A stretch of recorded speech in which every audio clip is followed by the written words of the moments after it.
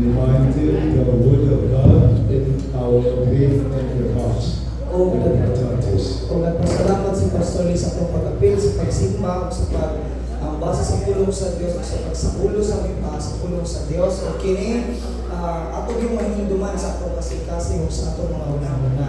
Today we are sharing the gospel about the love and the devotions. O karon ang uluhan sa atong mensahe na uluhan o ang gugma o ang debosyon. Romans chapter 8, 35 to 39, we read it together. O atong basahan sa mga Biblia sa Roma Kapitulo 8, versikulo 35 abot sa 39. Busa, kinsay makapahimulan ka nato ikan sa gugma ni Kristo? Ang kasakit ba? Ang kalisdanan? Ang mga paglutos? Ang gutom o ang kakabos? Ang katalagman o ang kamakayon? Sumala sa giingon sa kasulatan, tungod kanimo na miligro kami sa kanang panahon. Naisama kami sa ihamunon ng mga karnero. Dili, hinuon taniwala nining tanan. May hingpit kitang kadaugan, pinaagi kaniya nga nahigugma ka nato. Kaya nakasiguro ako mawalay bisan unsa nga makapahimulan ka nato, gikan sa iyang gugma. Bisan ang kamatayon o kinabuhi o mga anghel, o ang mga lalitnong pamunuan o mga gahom, o ang mga butang karon o sa umaabot na kapanahunan. Bisan ang kalibutan sa itaas o ilalom, wala gay bisan unsa sa mga binuhat nga makapahimulan ka nato. Gikan sa gugma sa Dios nga naato pinaagi kang Kristo Jesus nga atong Ginoo. Amen. When we are in love, we sacrifice everything we have for the one we love. Kung kita na higugma, ato gayong isakripisyo ang tanang butang para sa atong higugma. So we cannot forget the love our mothers have shown toward us, because the mother's love is unconditional and full of devotion. So sama nga dili usab nato makalimtan ang gugma sa atong mga ginikanan nga nagipakita diri kanato, tungod kay ang gugma sa inahan dili kayo kini mabayran o puno sa debosyon. So number one, we have learned Abraham's love for God Almighty. O una atong makatunan ang gugma ni Abraham alang sa Dios nga labing gamhanan. Father Abraham received his son Esau at the age of 100 years old. Sama nga ang amahan nga si Abraham nadawat niya ang iyang anak nga si Isaac sa diya nga nagpanawigon na siya og usa ka gatos ka tuig. That's why for Abraham, Esau was the apple of his eyes. So munang alam kang Abraham daw si Isaac usa siya ka apple sa iyang mga mata. He wouldn't have changed that for anything else. O dili kayo niya ilisan or bayluan kini bisan unsang mga butang. But God tested the love of Abraham one day. Apan usa ka adlaw ni ana isulayan sa Ginoo ang gugma ni Abraham. Bible says, Genesis chapter 22, verse 1, 2. O ang Biblia nag-ingon sa Genesis Kapitulo 22, versikulo 1 abot sa 2. Dungan tao basa. Unya wala madugay, gisulayan sa Dios si Abraham o gitawag siya Abraham, o si Abraham mitubag, aniya ako, o bingon ang Dios, dada si Isaac, ang bugtong mong anak na imong gihigugma og lakaw ngadto sa yuta sa Moria. Ihalad siya pinaagi sa pagsunod kaniya dito sa bukid nga itudlo ko kanimo.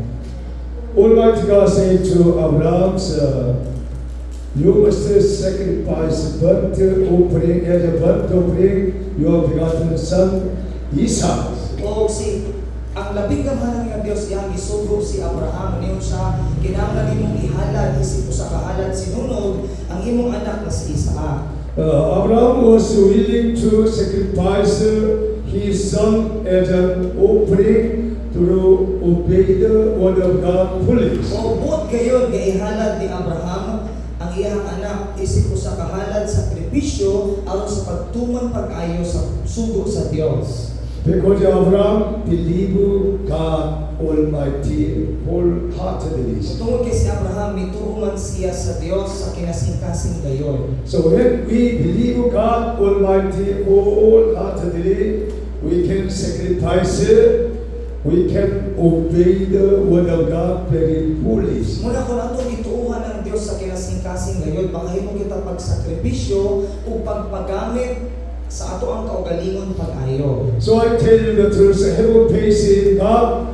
believe the Bible, believe God Almighty and Jesus Christ from your heart. Kung muna sultihan ni Pastor Luis sa kamatuoran na kitang tanan ato ang tuuhan, ang pulong sa Dios o ato ang saligan gayon ang mensahe sa Dios sa ato ang kasing-kasing. And then you can devotion to God Almighty, sacrifice your whole life for the glory of God and Jesus Christ. Kung makahimo ka sa pagsakripisyo o sa pagpagamit sa tibok natong lawas alang kang Ginoong Hesukristo. Why so many people cannot follow the Jesus Christ, cannot sacrifice their whole life because they have a lacking of patience. Kung gano'n mga tanang mga tao dili makahalad pag-ayo sila kinabuhi or makasakripisyo sa diha sa Ginoo tungod sa rason nga nakulangan sila sa ilang pagtuo. They do not believe the Bibles. Wala nila tuuhin gayon ang Biblia. So I tell you the truth this morning. We must believe the whole scriptures, the Holy Bibles. Sa muna masultihan niya sa kamaturan anining buntaga kinahanglan ginatong tuuhan ang tanang kasulatan or ang tanang Biblia. Almighty God promised to the Bible, if you obey my commandment, I will make you prosperous and successful in your life surely. Kaya sama ang labing kabahanan nga Diyos nagsaad siya pinagi sa Biblia na naging una kung imong hingpit nga tumalo na ako mga balaod o mga kasubuan, himuon ko ikaw nga mapanalanginan o ikaw magmanapuson o magmabungahon gayon. In our life, Almighty God will test you, obey or not. O sa atong mga kinabuhi ang labing kabahanan nga Diyos magasulay ka nato kung kita mutuman ba or dili. So, everybody, church members, do not fall into the temptation through disobey. So muna kita ng mga miyembro sa simbahan, kung dili kita mga hulog sa tentasyon pinagi sa dili pagtuman. Abraham was willing to sacrifice his son as an offering. Genesis chapter 22, verses 9 to 10. Sama nga si Abraham hud gayon nga ihalad isip mo sa kasakripisyo ang iyang anak. Ato kini mabasa sa libro sa Genesis kapitulo 22, versikulo 9 abot sa 10. Sa pag-abot nila sa dapit na gitudlo kaniya sa Dios, gipatindog ni Abraham ang usa ka hanaran ug ibabaw niini, gibutang niya ang sugnod. Gigapos niya ang iyang anak ug gipahiluna sa halaran ibabaw sa sugnod. Unya gikuha niya ang kutsilyo aron pagyo na utak niya si Isaac. Abraham needed to kill his begotten son Isaac with a knife. Kani sa diha nga andam na si Abraham sa pagpatay sa iyang anak gamit ang kutsilyo. That moment, Abraham believed God will protection, God will do something. O niana tak na amito usab si Abraham nga ang Dios mo ang proteksyon o muhimo gayud siya, mulihok gayud siya. We must waiting for the time of God Almighty. Kinahanglan kita nga maghulat sa takna sa paglihok sa Dios nga labing gamhanan. When the Abraham starting killed his begotten son Isaac, the voice of God came to him from heaven. Isa diya nga hapit na patya ni Abraham ang iyang anak. Sa kalit ang tingog sa Dios iyang nadungog gikan sa langit. God knows that Abraham truly feared him all. Ug diin ang Dios nasayod gayud nga matuod gayud nga nahadlok pag-ayo si Abraham kaniya. Bible says in Genesis chapter 22, 11 to 10. O ang Biblia nagingon sa Genesis 22, versikulo 11 abot sa 12. Angel of the Apan Lord. mitawag kaniya gikan sa langit ang anghel sa Ginoo. Abraham, Abraham, mitubag siya. Aniya ako, ayaw sa ang bata nimo na anghel. Nasayod na ako andam kagayon pagsugod sa Dios. Kay wala ko man ihikaw kanako ang imong bugtong anak. Amen. This is the fear God Almighty God of Abraham. Ug mao kini ang kahadlok sa labing gamhanan nga Dios nga naa sa kasing-kasing ni Abraham. Because Abraham loved God, feared God from the heart. Tungod kay si Abraham, iya manghigugma ang Dios o nagmahadlokon gayud siya sa Dios sa kinasing-kasing gayod. This is important matters in our Christian life. Obey the word of God, fear God, and waiting for the time of God. O bakit ang importante kayong butang sa atong kinabuhi, kinahanglan ginatong pahuron ang Dios, kahadlukan ang Dios ug tumanon nato ang Dios. We must not go away of the word of God. Dili kita maguna-una og tuman sa pulong sa Dios. When the word of God came to us, we can move. Og sa diha, kung ang pulong sa Dios maabot na kanato, diya makahimo kita sa pagbuhat. When the word of God not can reach us, we stop, do not go. Apan kung ang pulong sa Dios dili pabuot nga atong buhaton, kinahanglan kita mohunong ug dili kita mabuhat. This is the meaning, fear God Almighty, and then we must very carefully hear the word of God. Kung kini ang buhi pasabot sa pagpatunog kahadlok sa Dios, kinahanglan sa kita mag-amping nga atong paminawon pag-ayo ang tingog o ang pulong sa Dios. Church is the place proclaim the message of God from heaven. Isama ang simbahan mo kini ang dapat tiin giproklamar o gisangyaw ang pulong sa Dios gikan sa langit. If you obey the church message through Holy Bible, you can do everything what you want. Kung atong sundon ang gitudlo sa simbahan, pinaagi sa balaang Biblia, mabuhat kayo nato ang tanan sumala sa ato ang gusto. We must be carefully to doing anything else. Kinahanglan naman kita nga mag-amping pag-ayo sa tanan natong buhaton. And then Almighty God promised, I'll make you a blessing like Abraham. Ug ang labing kamahatan nga Dios nagsaad nga nagingon, himuon ko ikaw panalangin sa makang Abraham. Who will become a blessing like Abraham? Kinsa man ang mga tao nga mahimong mga panalangin or mapanalanginan sa makang Abraham. Those people obey the word of God will be receive the blessing like Abraham. Kadto gayong mga tao nga mituman sa pulong sa Dios mo'y makadawat og panalangin sa makang Abraham. Second is that Ruth's love for her mother-in-law, we can learn truths. O ikaduha, atong makakungan ang kamatuoran ang mahitungod sa gugma ni Ruth sa iyahang ugangan. Ruth's husband Elimelech and her two sons Melon, Kilon were dead one day. O sama nga ang bana ni Ruth, sama nga si Elimelech, ang mga anak ni Naomi nga si Elimelech ang bana ni Ruth o ang iyang anak o ang duha niyang anak na si Malon o si Kilyon, patay na gayon. She was only left with her two daughters-in-law, Oprah and Lucy. O ang nabilin diha kaniya, maulamang ang duha niya kaumaga nagitawag o Orpa o Ruth. The Bible says, Luke chapter 1, 16 to 17. O ang Biblia nag-ingon diri sa Ruth kapitulo 1, versikulo 16, abot sa 17. Dungan tagbasa. Apan mitubag si Ruth, ayaw ako agdaha pagbiya kanimo, ayaw ako pugni sa pagkuyog kanimo. Bisan asa ka mo paingon, mukuyog gayud ako. Bisan asa ka mo puyo, adto usab ako puyo. Ang imong katawhan mahimong akong katawhan, ug ang imong Dios mahimong akong Dios. Bisan asa ka mamatay, adto usab ako mamatay ug ilubong. May aguman ko unta ang labing makalilisa nga silot sa Ginoo, kung tugutan ko ang bisan unsa nga magbulag kanato gawas sa kamatayon. Ruth said to mother-in-law Naomi, "Where you go, I'll go."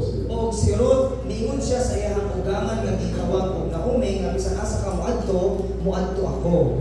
Where you stay, I will stay. Kung asa ka mo puyo, dito ako puyo. Because your people will be my O people. ang imong katawhan, mahimong akong katawhan. Your God will be my O God. ang imong Diyos, mahimong akong Diyos.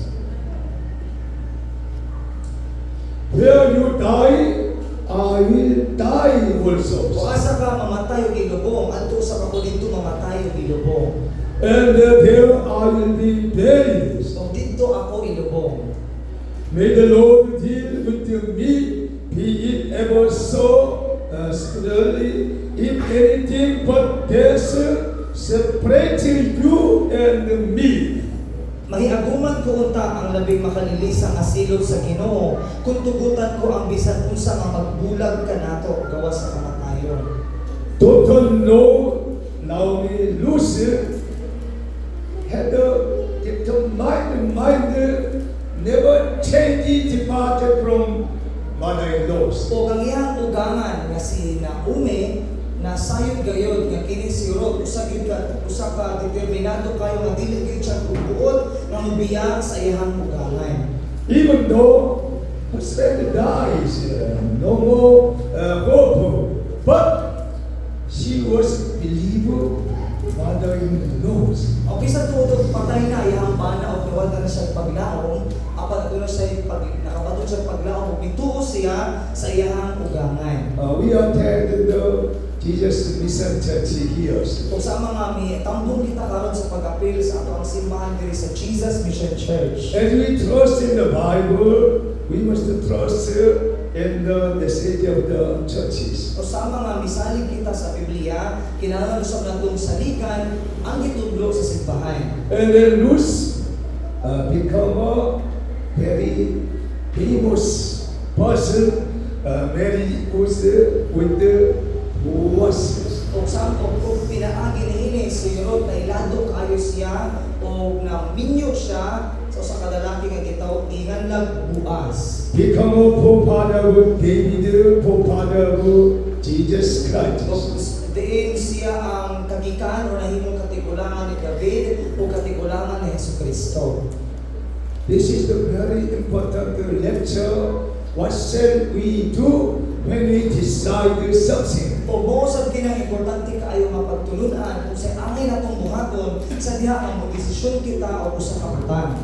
We have one God in heaven and Jesus Christ our Lord. Sa mga dunay kita usa lamang ka Dios nga naa sa langit ug sa Ginoong Hesukristo. So we can decide from our heart to follow who. Muna makahimo kita pagdesisyon karon sa atong kasing-kasing kung kinsa ang atong sundon. So many people say, I follow Jesus Christ. Dahil mga tao mingon nga musunod ako kang Hesukristo. So I need Jesus Christ. Mga kinahanglan nako sa Hesukristo. But many people very far from heart. Apan dahil sa mga tao nga nagingon miini apan tayo kayo kini sa ilang kasing-kasing. We must make one mind, one heart with the Christ Jesus. Kinahanglan nga magbaton gyud kita og usa muna usa kasing-kasing diya sa ato ang Ginoong Hesukristo.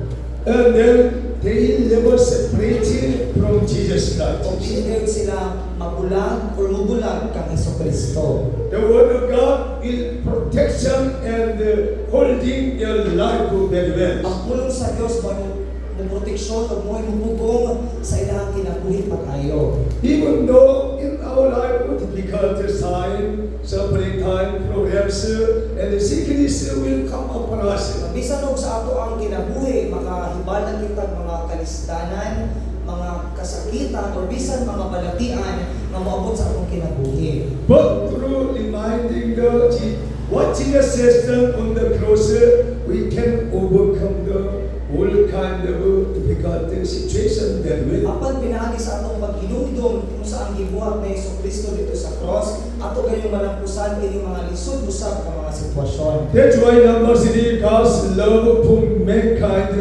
mentions. O diri sa ikatulo, ang gugma sa Dios alang sa mga katawhan. Bible says, Romans chapter 8, 31 to 32. O dili sa Biblia sa libro sa Roma kapitulo 8 bersikulo 31 abot sa bersikulo 32. Nagingon, karon unsa may atong ikasulti mahitungod niini? Kung dapig ka nato ang Dios, kinsay makibato ka nato? Kung wala magdumili ang Dios sa pagtugyan sa iyang anak nato sa kamatayon alang kanatong tanan, dili ba hatagan sa kita niya sa tanang butang nga atong pangayoon kaniya? Amen. If God is for us, God will protect us. Who will separate us from the anything else? Kung ang Dios dapig ka nato, kinsa man ang makapahimulan ka nato sa bisan unsang mga butang. No one can separate us from our Lord and from the Lord Jesus Christ. O wala kayo makabulag ka nato, ikan sa ato ang ugma, sa ato ang Ginoong Jesucristo.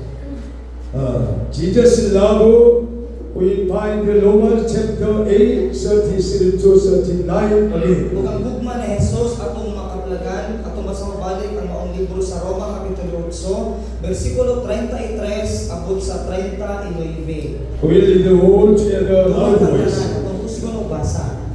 Kinsay mangahas sa pagsumbong sa mga piniling katawhan sa Dios. Ang Dios mismo nag-ila kanila nga walay sala. May makahukom ba kanila nga sila sadaan? Wala. Si Kristo Jesus mao ang nagpakamatay ug gibanhaw ug atuas siya sa tuo sa Dios ug nangaliyuko alang kanato. Busa kinsa may makapahimulang kanato gikan sa gugma ni Kristo. Ang kasakit ba, ang kalisdanan, ang mga paglutos, ang gutom, ang kakabos, ang katalagman o ang kamatayon.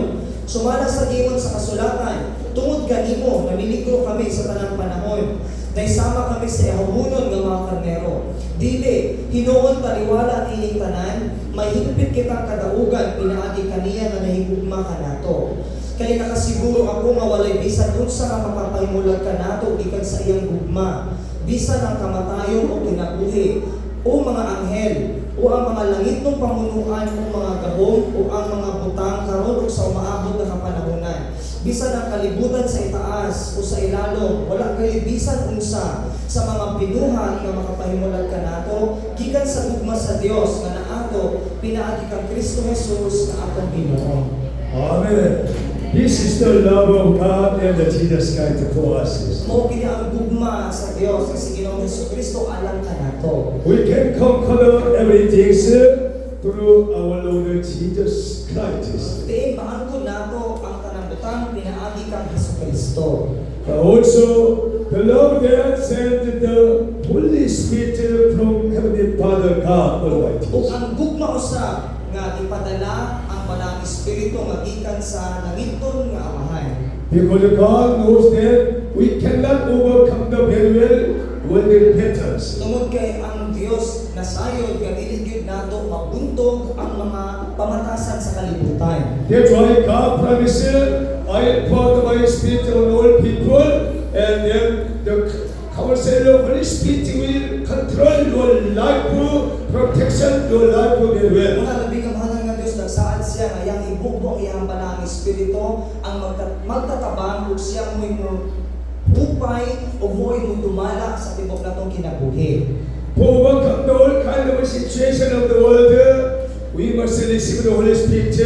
We must be full of the Holy Spirit in our life. Ang mabuntog nato ang kahintang sa kalibutan, kinahanglan kita makadawat sa Malang Espiritu ug mapuno sa Malang Espiritu sa atong mga kinabuhi. That's why Almighty God promised, I will pour my Spirit on all people, brothers and sisters, young people, even the children. Muna labing ang mahal nga Dios nagsaad siya nga akong ibubuo ko akong Malang Espiritu sa tanang katawhan bisan sa mga kabataan, sa mga batanon o bisan sa mga hamtong. And then we can know very well about the kingdom of heaven and eternal life. There is another kingdom, another life. Ug pinaagi nini atong masayran pag-ayo ang mahitungod sa lain nga langit o kalibutan nga diin gawas nining kinabuhi aduna pa di ay ikaduha or lain nga kinabuhi. Without the teaching of the Holy Spirit, we cannot understand another content kingdom of heaven, another life. Kung walay pagtudlo nakahadlok sa balang espiritu dili kita to masabtan kini ikaduhang kinabuhi or lain nga kinabuhi. Beloved, there prepare the heaven, our eternal home. Our death is not, is only the beginning of the eternal life. Ang gugma nga diin giandam ang gingharian sa langit, ang ato ang walay katapusan nga Pinoy-anan. Ang atong kamatayon dili lamang tamang dinhi, kundi magsugod kita sa ato ang walay katapusan nga kinabuhi. People crucified Jesus Christ on the crosses. Sama nga ang mga tao ilang gilansang si Jesucristo dito sa cross. But the power of God raised Jesus Christ from the dead after 3 days. Apan ang gahom sa Dios na banhaw kang Jesucristo tapos sa tulo ka adlaw. Because Jesus Christ conquered death with his power. Tungod kay nabuntog na ni Jesucristo ang kamatayon, pinaagi sa iyang gahom. So when we believe this word Jesus Christ, we must confirm through Holy Bibles. Ngunang kung atong tuuhan kini, sumala sa nabot kayo, kinahanglan atong masigurado kini pinaagi sa atong pagsabot sa balaang Biblia. Many people afraid about their life of finishing death. Kay daha mga tao nga nahadlok may tungod sa ilahang kamatayon. But as a Christians, our death is not the finishing. Apan isip mga Kristohanon atong nasabtan na atong kamatayon dili kini lamang kay matapos na. Our death is only the beginning of the eternal life. Kung dili ang atong kamatayon mao kini ang sinugdanan sa atong ikaduhang walay katapusang kinabuhi. All the Bible promises about this wonderful mystery of God. O ang tibuok Biblia nagisgot kayo kung nagsaad ni ining usa ka manindot kaayo nga misteryo sa Dios. That's why Bible says, call to God, and then He will answer tell you everything, unsearchable things you do not know. Muna ang Biblia nag-ingon na kinahanglan natong sampiton ang Dios o iyang ipadayon kanato ang mga kahibulungang mga butang nga wala pa nato masayri. Unsearchable things you do not know of the kingdom of heaven, eternal life. Mga kahibulungang mga butang nga wala pa nato masabti sama sa ating ayat sa langit or kinabuhing walay katapusan. God want to teach you about this one mystery of God. Kung gusto sa Dios kay tudlo ipadayon kining maong misteryo sa Dios. A mystery of God is very important. Kung kining tinago or misteryo sa Dios, importante gayon kaayo. Apostle Paul's experience about the 30 heavenly stairs. Sama nga si Apostolos Pablo na sinataan niya nga nakaadto siya sa ikatulong langit. Kanaan ito. Many times visited here, there is the another kingdom of heavens. Katulong kay gayon nga nakaadto siya dito. Nakita niya nga doon na gayon lain naging harian sa langit. Not this world we are living. Kining kalibutan ang atong gikuyan. There is the another kingdom. We must believe the mystery of God. Dili adto na may laing dapit o gingharian sa langit o kinahanglan natong tuuhan kining misteryo sa Dios. So we must reveal the scripture of God by the word of God and by prayer continually. So muna kinahanglan natong masabtan kining pagpadayag sa Dios, pinaagi kayo sa pulong sa Dios o pinaagi sa atong pagtuon, pag-ampo sa Dios padayon. And then you can rejoice in your life very well with the word of God and the Holy Spirit of God and Jesus Christ. O manipayong ngayon kita pag-ayos sa atong kinabuhi uban ang pulong sa Dios, pinaagi sa balang Espiritu sa Dios o ni Ginoong Jesucristo. So I tell you the truth, have a good relationship with the Christ Jesus through Holy Spirit of God. Unang sutian sa kamatuoran ni Pastor na unta kita magpatunog maayong pakigrelasyon diha kang Jesucristo pinaagi sa balaang Espiritu sa Dios. As a Christians, we have a wonderful vision.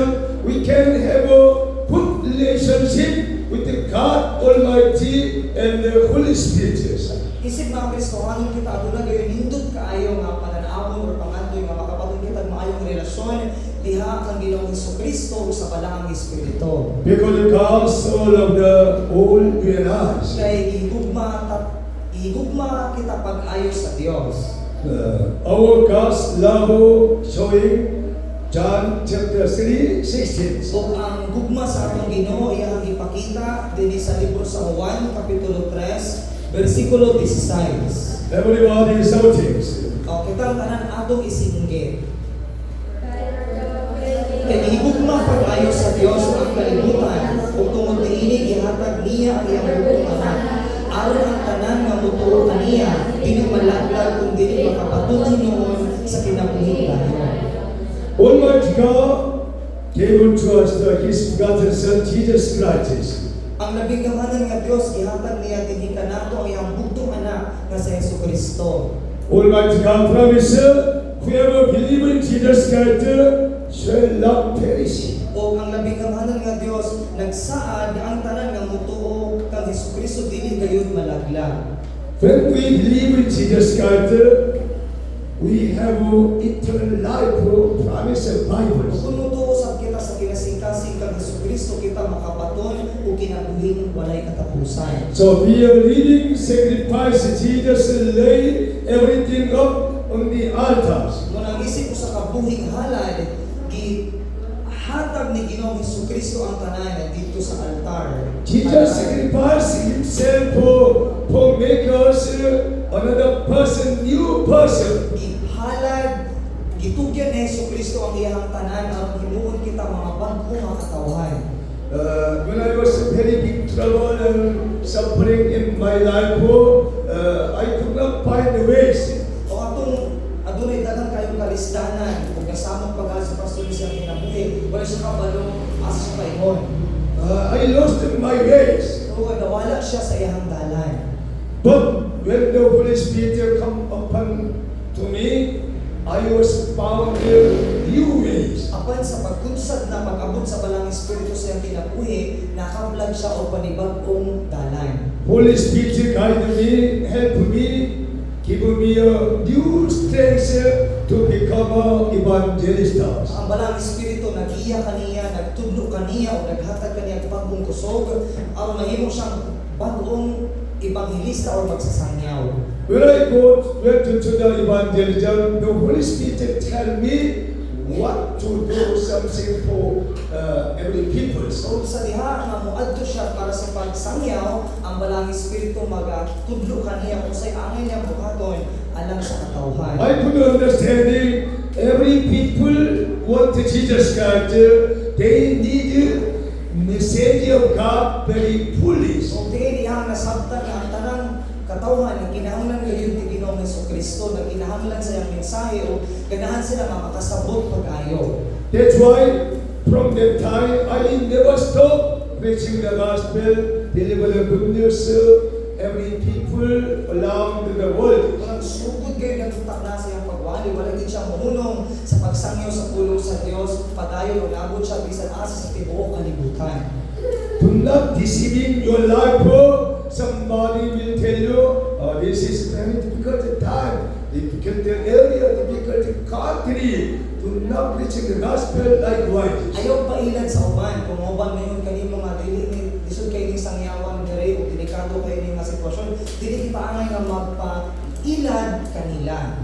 We must hear the voice of God and the Holy Spirit very clearly. Kinahanglan natong paminawon ang tingog sa Dios o ang tingog sa balang Espiritu. Voice of God and Jesus Christ say likewise, go into the world, preaching the gospel to all people. O ang tingog sa Dios o ang tingog sa balang Espiritu is mao kini nga panglakaw kamo sa tibuok kalibutan ug isangyo ang maayong balita sa tanang katawhan. To your family first, to your friend, classmate, neighbor, they need really Jesus Christ. Una sa atong pagwali atong walihan atong mga pamilya, sa atong mga higala, or bisan sa atong mga classmates or mga silingan, kay sila na kinahanglan usab ni Hesukristo. The prophet Ezekiel prophesied, if we do not preach the gospel to them, I'll punish your life. Sa mga dinhi sa Ezekiel, si propeta Ezekiel nagapropesiya o nagaingon sa iyang pulo kung dili na to badlungon ang mga tao sa ilang mga kasalanan, kita mo'y paninglan niya sa ilang kamatayon. Because as Christians, we have a duty for preaching the gospel to all people. If we do not preach the gospel, you have not your duties. Tuloy kita mga Kristohanon, ang tulad kita ibulhaton, tulumanon alang sa tanang mga tao nga nakabalo sa kamatuoran. Kung na ito ipaambit nila ang kamatuoran, isang iyo ang maayong balita, wala gid nato tumana ato ang tulumanon. All message from the Lord God and Jesus Christ, even though prophet Ezekiel, Isaiah, Jeremiah prophesied, all come from the God and Jesus Christ. Tanan nga mensahe nga gikan sa langit nun nga amahan, nga giwali ni propeta Jeremias, ni Isaias, o ni Ezekiel, kini tanan gikan gayon sa langit nun nga amahan. So we must hear the word of God and pray more honestly for what God tells us. We must do very well. Kung kinahanglan kita nga magtuon pag-ay sa pulong sa Dios o padayon sa pag-angko, pagtuon na itong masayan kung unsag yun ang ganahan sa Dios kanato o atong mabuhat kini pag-ayo. So the meaning, purpose, and the joy and happiness of life can only be found in God Almighty. Ang kahulugan, ang tumong kalipay ug pagkamalipayon sa kinabuhi makaplagan lamang nato diya sa Dios nga labing gamhanan. I am questions. What kind of purpose in your life? O lamatanan sa pasuli ka nato kung sa mga klaseng tumong aniha sa atong kinabuhi. Make a good purpose for Jesus Christ, who died on the cross for the salvation of your souls. Sa man kita magbatunong sa atong kinabuhi alang kang Ginoong Hesukristo kinsa nagpalansang sa cross ug namatay alang sa atong mga kalag. That's why yesterday I tell to the worship team, we must doing for Jesus Christ. Una ang kagabi o kagahapon ni sulti si pasuli sa mga batanon nga tanan atong buhaton alang kang Hesukristo. Working for Jesus Christ, studying for Jesus Christ, everything for Jesus Christ. Magtrabaho alang kang Hesukristo, mag-eskwela alang kang Hesukristo, tanan atong buhaton atong ipahinungod alang kang Hesukristo. And then everything what you want will give it to you. Promise of Bible. Ug tanang butang atong ikinahanglan, ikadugang o ikahatag ra diri kanato sumala sa gisaad sa Biblia. We can enjoy our life very well. Sa mga malingaw o magmalipayon ta pag-ayo sa atong kinabuhi. Do not make a trouble in your life anymore. Sayo na hatagig kasamo ang inyong kinabuhi. If you have no wisdom and understanding very well, seek God Almighty who give you more wisdom and intelligence. Kung nakulangan kitang panabot o kaalam, kinahanglan nga atong pangitaon ang labing kamahalan nga Dios nga mo'y makahatag kanato panabot o kaalam pag-ayo. He'll make you very strong and powerful Christians. Ibuon ta niya mga ligon o mga gamahanan kaayo nga Kristohanon.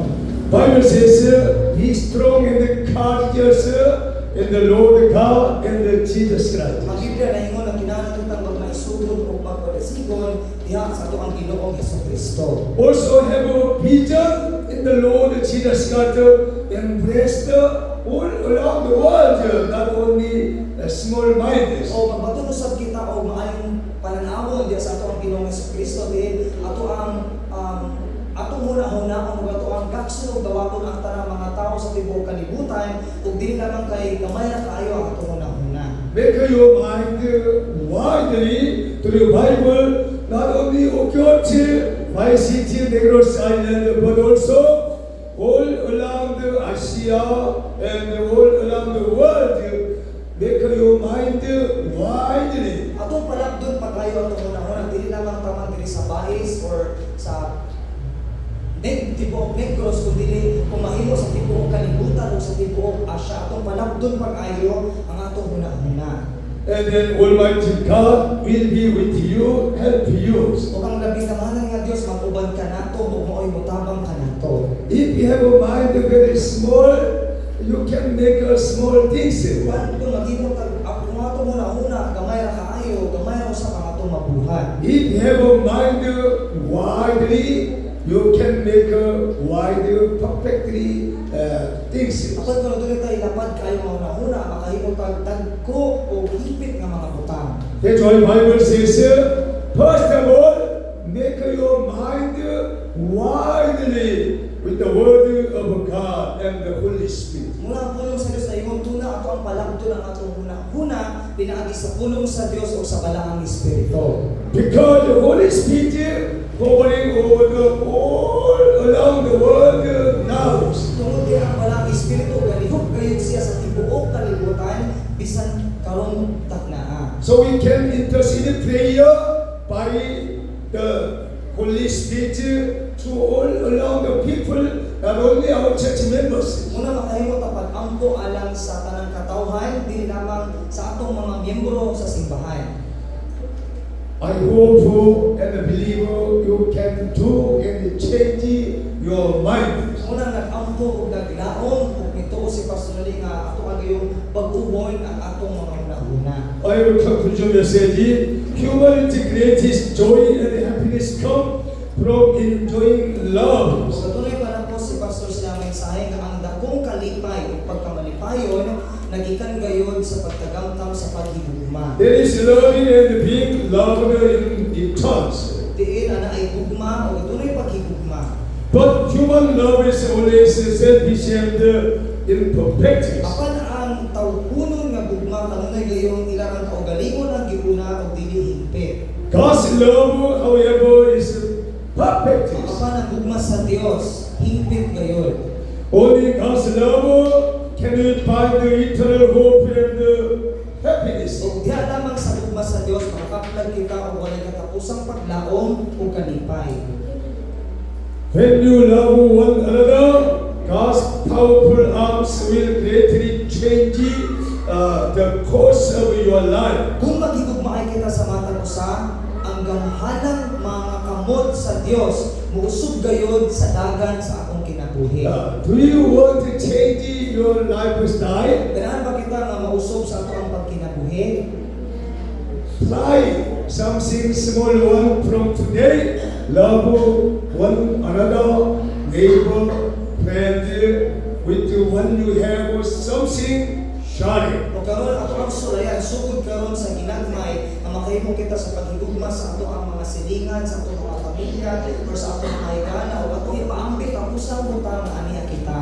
The Lord God and Jesus Christ will be with you. Promise of Bible. Ang Ginoong Dios, ang si Ginoong Jesucristo mag-uban ka nato sumala sa gisaad sa Biblia. No one is separated from the Christ Jesus and the love of God. Diin walay makapahimulag ka nato gikan kang Jesucristo ug gikan sa ugma sa Dios. We must love one another, devotion, sacrifice for them. So kinahanglan usab kita nga maghigugmaay sa matag usa ato ang itibusyon ug sakripisyo kita alang kanila. Embrace someone with your wholeheartedness. Ato ang dakson ug dawaton ang uban sa kinasingkasing gayon.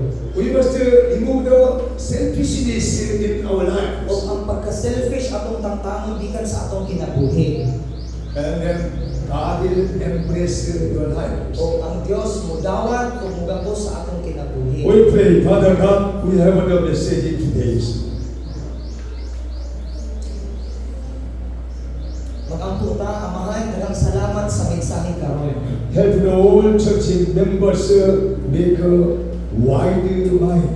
Takbangi kaming tanang miyembro sa simbahan nga makabatot og lapad nga hunahuna. For the glory of God will live.